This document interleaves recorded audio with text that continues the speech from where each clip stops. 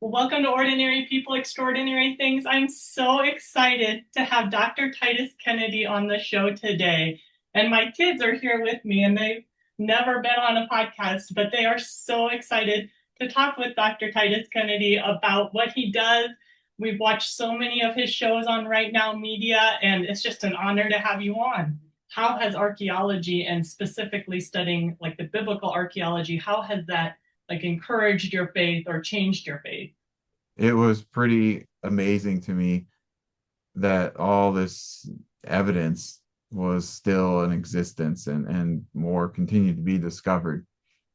And so I saw that it wasn't just a book, that the Bible wasn't just a book of theology and spiritual guidance, that these were real events, real places, real people, and we had tangible evidence for that. And when I went on my first dig, and I got to see a lot of other sites as well, and some museums, then it really made it come to life and be more real for me. Not that I was questioning that it was true or anything, but it went from being abstract to something tangible. Mhm. And so I think you can connect with the Bible and your faith on another level when you get to actually go see those places and those things that the Bible talks about, and in a way, experience it a bit for yourself. So that's been one of the things that's impacted my faith. The other is that I think it's really helped in Bible study, because as you learn more about ancient history and geography and culture, you can visualize what you're reading better, and you understand some things that maybe we wouldn't quite get if we're just working from a framework of the 21st century. Things that were a lot different back then, the way that they built, the cultural traditions they had, the technology, the history, the people that lived around there.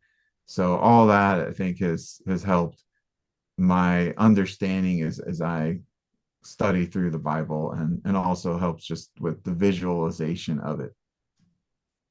If someone is listening and they are having some doubts, what are some biblical archaeologies that have been really impactful that you think would help solidify their faith? One of my favorite examples that I often go to is the biblical story of David and the archaeological evidence for that.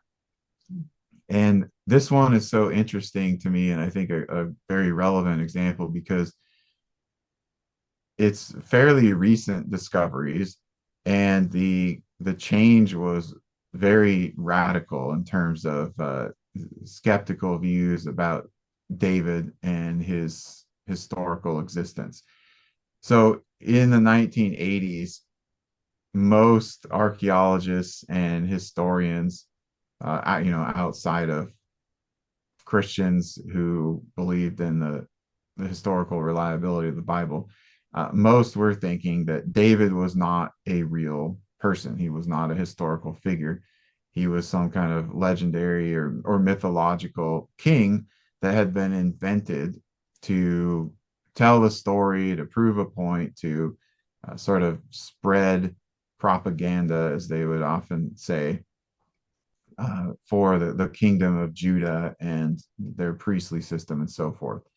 And the reason that they thought that David didn't exist, just besides bias against the Bible, is that there had been no archaeological evidence found that specifically mentioned David or directly connected to events about him in the Bible. But then in 1993, there was an excavation going at the ancient city of Dan in northern Israel, north of the Sea of Galilee. And they were excavating an area outside of the city gate. this stone paved area, a plaza, and they found this broken piece of a victory monument, a stele we call it, and it was inscribed. And that alone is quite the find. You don't discover a lot of those types of things. But as they read it, they saw that it was talking about kings of Israel and Judah, and then it mentioned their origin, and it said of the house of David. And this came from the ninth century BC, so it wasn't long after the time of David. And it was also written by the Arameans, who were enemies of the Israelites. So no one could say that this was propaganda, that the Israelites were just telling this mythological story. And that kind of changed things almost overnight. So a lot of archaeologists then switched their view and said, okay, I guess David was a historical king. And there were a few who tried to push back on this and made some forgery claims or said that it was talking about something else. And those types of claims were shut down pretty quickly and definitively. On the forgery front, I mean, one, it was found in a controlled archaeological excavations, but in the subsequent season, they actually found more fragments of this broken stele. So it was clearly an ancient stele, not a forgery. As far as meaning something else, I mean, you just read the context and it's totally obvious that it's talking about Israelite kings, kings of Judah and Israel, and it has nothing to do with some other person, kingdom, name, location, anything like that. So that was just a huge discovery. And since then, there have been things like finding the palace of David in Jerusalem and discovering other evidence from sites outside of Jerusalem that show that there was this large organized kingdom during the time of David, that he wasn't just like a tribal leader in Jerusalem and that's it. And so bolstering the historical reliability of the biblical narrative about David. So what does this teach us besides that there is archaeological evidence for the reliability of Scripture? Well, it also shows us that uh, things continue to be discovered. There's a lot out there, and even when people are skeptical of the Bible or saying, "Look, there's no evidence for this person or this event," that may change at any time. Basically, every year there's some kind of moderately to very significant discovery made that connects to the Bible in archaeology. And so I would say there's a lot of examples like this, and things continue to be found.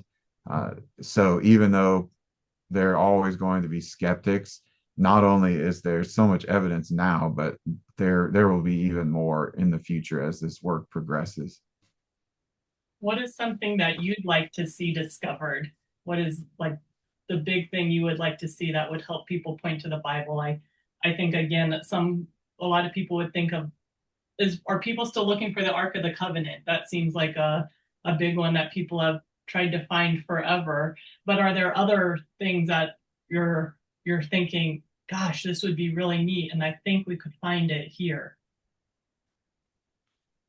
Yeah, there are many different things. So at this point, you could talk about some of the more famous things like you mentioned the Ark of the Covenant. I mean, I think that would be obviously a huge discovery. I don't know whether or not that is something that will ever be found, but uh, yeah, that I think would get a lot of people's attention.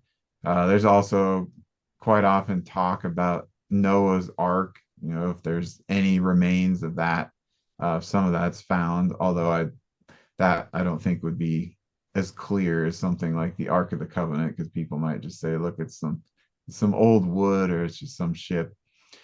You've got other things like well, some that may have been discovered but aren't so clear. But we could at least say discoveries that clarify things like Sodom and Gomorrah, or Zoar, or some of the evidence for the Exodus, especially Egyptian evidence, something that's really obvious and clear.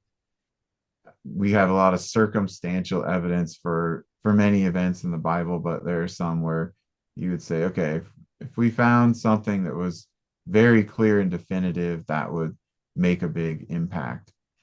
Um, and then, of course, you might look at the New Testament. There's some interesting potential there as well. For example, the site of Colossae has still not been excavated. So if that eventually happens, then I think there will be some really great discoveries there, potentially some things connected with Paul and the early church. So that would be really exciting when we're talking about New Testament archaeology. So, there's lots of different things, and it depends on people's interests, sometimes the notoriety of things, but some of the lesser known discoveries can also be really significant historically. Are you thinking of one in particular?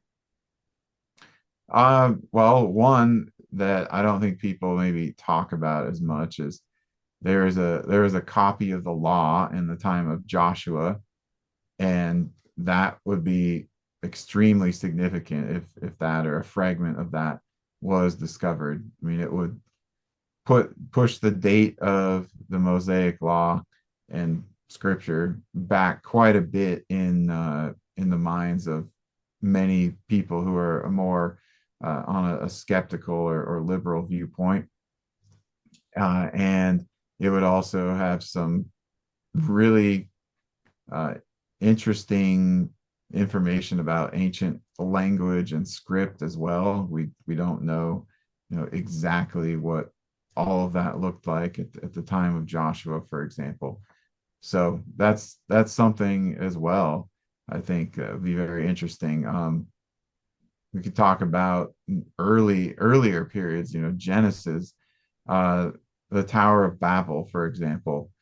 So Babylon has not been excavated to the early levels because the Euphrates River shifted, and the earlier, the lower section of that city is underwater. And so it would be quite a task to try to do that. But there's a lot of potential there.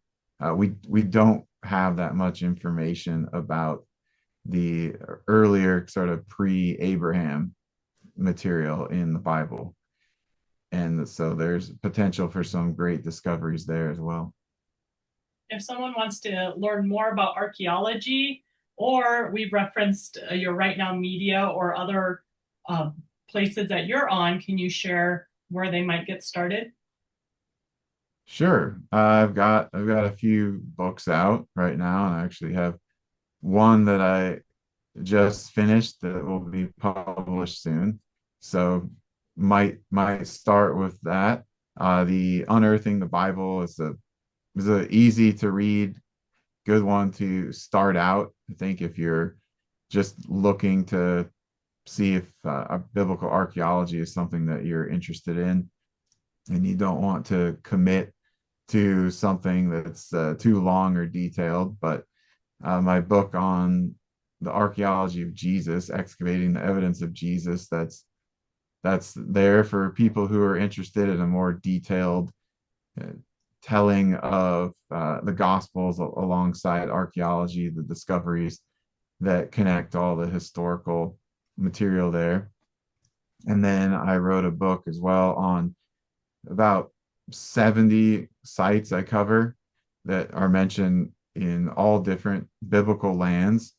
So this might be more of a people who are interested in visiting some of these biblical sites, maybe in person, maybe virtually, but you can learn about the different cities of the Bible and what's been found there connecting to the biblical narrative. And then the newest book that I just finished is on all the people who are named in the Bible for which there is archaeological evidence or attestation. It's to me, it's pretty astonishing how many people in the Bible we know them through archaeology as well, both the Old and the New Testament. And again, I think this speaks to this idea of the Bible is a book about real people, real places, and real events. It's not just fairy tales or some spiritual advice. Do you know how many offhand are mentioned in the Bible that you have archaeological?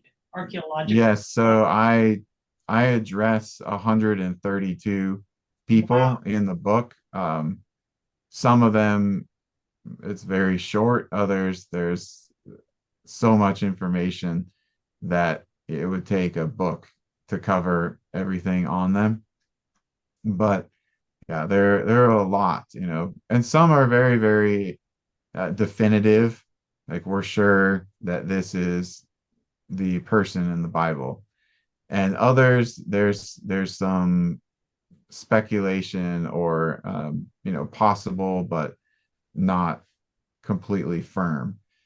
But it's worth exploring those as well because sometimes more evidence is found later that sheds additional light on that. Oh, okay, yes, this was the person in the Bible that we thought it was.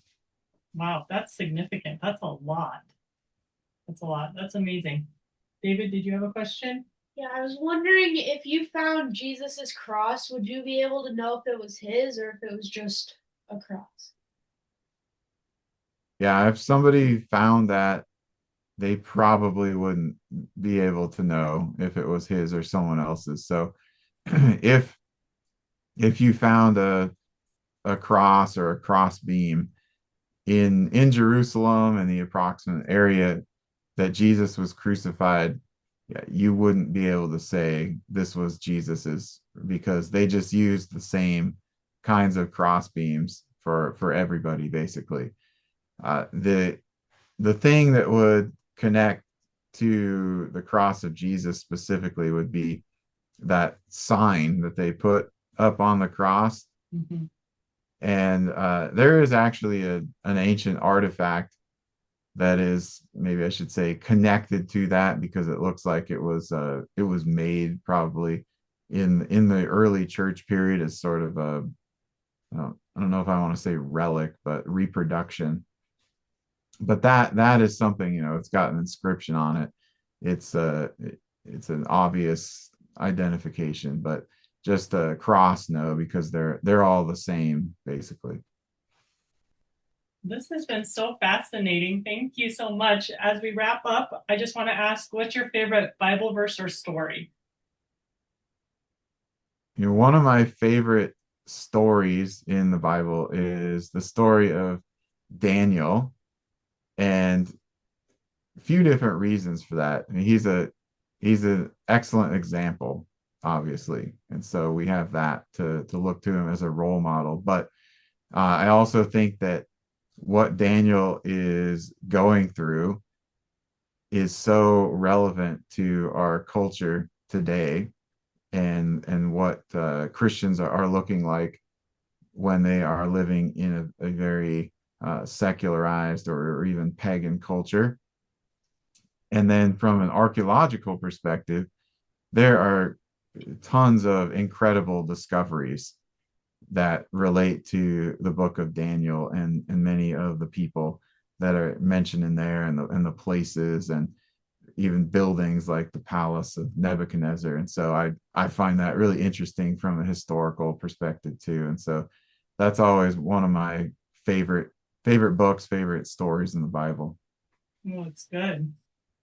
Well, I have learned so much, and I know you're a busy man. I so appreciate you taking the time to talk with us, and I can't wait to see how people are going to be impacted by this.